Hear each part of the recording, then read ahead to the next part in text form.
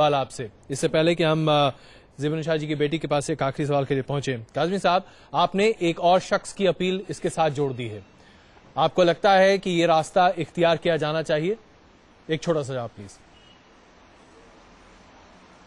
बिल्कुल बिल्कुल ये रास्ता इख्तियार करना चाहिए। और इस वक्त जो लोग मेरिट के ऊपर बात कर रहे हैं, मेरिट पे बात करने की कोई गुंजाइश नहीं है। सिर्फ पार्डन की और माफी की बात चल रही है।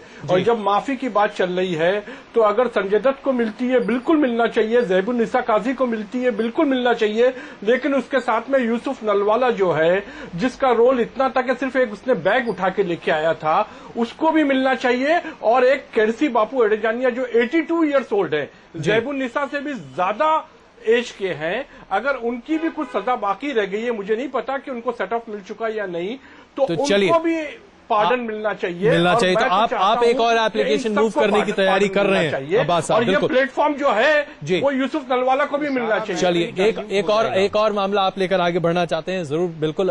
दरअसल वक्त हमारे पास खत्म हो रहा है, इसलिए सिर्फ हम आपके पास आना चाहेंगे। ज़ेबा निशा जी की बेटी इस वक्त हमारे साथ मौजूद है और आप न्यूज नेशन पर हैं।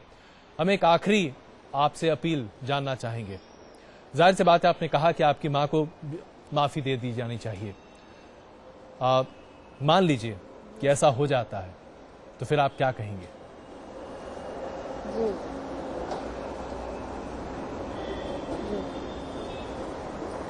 मैं ये कहना चाहूंगी कि उनकी माफी will be a compensation for what all I have lost in my life, my dreams, my career, my personal life.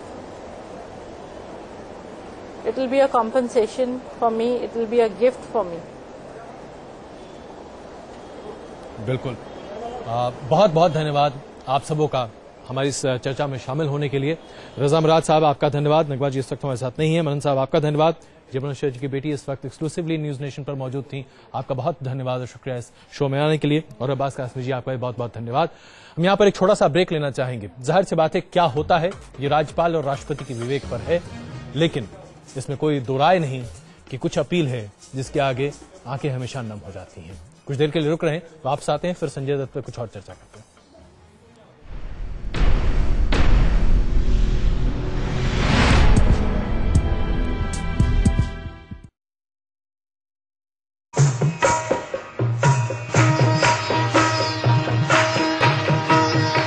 इस हफ्ते मैं हूं लखनऊ में।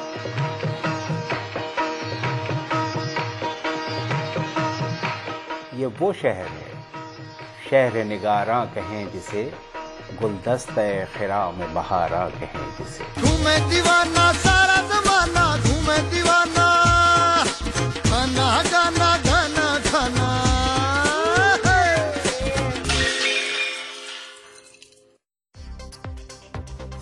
कुछ भी जो उटपटांग बोलते रहते हैं या फिर एक ही चीज को बार बार बोलते रहते हैं, उसकी जगह जो रियल न्यूज है उसको देखना पसंद करेंगे। न्यूज चैनल्स में डिबेट्स होती हैं और उसमें नॉइज, झगड़ा ज्यादा होता है, जिससे लोगों में कोई वायलेशन हो, जिसमें कोई लाइन ऑर्डर खराब हो, वो नहीं दिखाना चाहिए। खबरें जो आपकी सोच बदल दे। News nation.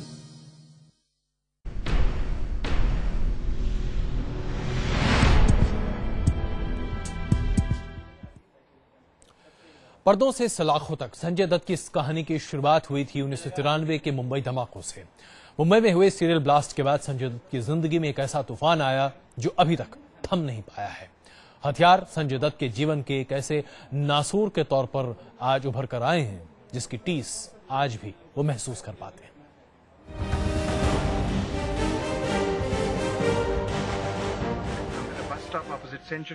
1993 के बम धमाकों ने पूरी मुंबई को हिला कर रख दिया था। इस सीरियल ब्लास्ट के जरिए आतंक के आकाओं ने मुंबई के सीने को छलनी कर दिया था और साथ ही साथ बॉलीवुड के सुपरस्टार संजय दत्त की जिंदगी पर भी ग्रहण लग गया था। मुंबई की साजिश का सुराग मिलते ही पुलिस ने धरपकड़ शुरू कर दी थी। एक के बाद एक 123 आरोपियों को गिरफ्तार किया गया था और इन आरोपियों में सबसे ज्यादा चौंकाने वाला नाम था संजय दत्त का। पुलिस को संजय दत्त के घर से AK-56 राइफल मिली थी। उस वक्त आई खबरों के मुताबिक संजय दत्त को ये हथियार दाऊद इब्राहिम के गिरोह से मिले थे। कहा गया था कि संजय दत्त को हथियार पहुंचाने में उस वक्त दाऊद के खास माने जाने वाले अबू सलेम का हाथ था। इस मामले में दाऊद के भाई अनीस इब्राहिम का भी नाम सामने आया था।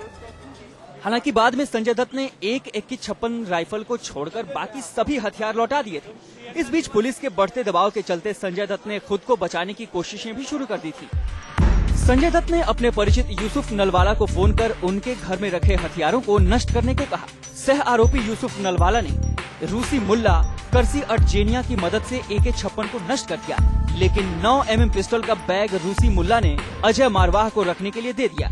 नहीं, ये बात तो सच है, क्योंकि उस टाइम का माहौल ऐसा था, राइट्स थे, लोग घबरा रहे थे। और दत्त साहब, मुझे पता है कि दत्त साहब बहुत जरूरत से ज्यादा आउट ऑफ द वे जाके माइनॉरिटीज को प्रोटेक्ट कर रहे थे, उनको उनकी सेवा कर रहे थे।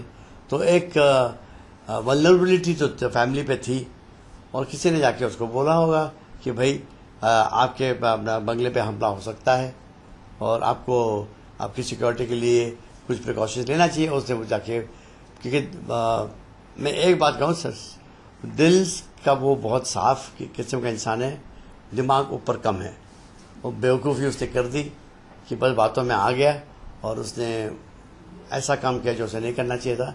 पर उसके लिए इतनी बड़ी पेनल्टी मेरा मन नहीं कहता। लेकिन तमाम कोशिशों के बावजूद संजय दत्त बच नहीं पाए। अंडरवर्ल्ड के रिश्तों और हथियारों का शौक बॉलीवुड के इस सुपरस्टार को ले डूबा और आखिरकार मुंबई धमाकों की सुनवाई कर रही विशेष अदालत ने संजय दत्त को आर्म्स एक्ट के तहत दोषी ठहरा दिया। Team News nation. हथियार रखने के मामले में पुलिस संजय दत्त पर शिकंजा कस चुकी थी और अब शुरू होना था नायक से खलनायक बन चुके संजय दत्त का कुरुक्षेत्र।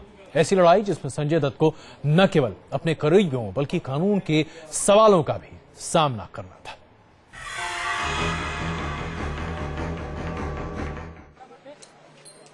पुलिस के कसते शिकंजे ने संजय दत्त को अदालत का रास्ता दिखा दिया। 26 अप्रैल 1993 को संजय दत्त ने मुंबई पुलिस को इकबालिया बयान में हथियार रखने की बात कबूल ली थी, लेकिन बाद में संजय दत्त अपने इकबालिया बयान से पलट गए थे। इस बीच तकरीबन 16 महीने तक जेल में रहे वो।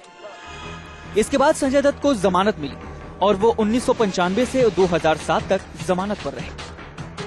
जमानत के दौरान टाडा अदालत में संजय दत्त पर मुकदमा जारी था और अदालत ने संजय दत्त से टाडा हटाकर उनके ऊपर आर्म्स एक्ट के तहत मुकदमा दायर कर दिया। आर्म्स एक्ट के तहत संजय दत्त दोषी ठहराए गए और उन्हें 6 साल की सजा सुनाई गई।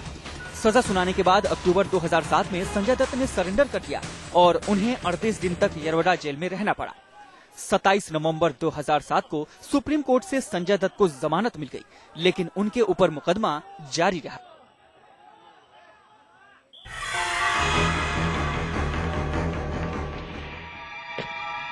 इंसाफ ना कानून दे सकता है ना पुलिस।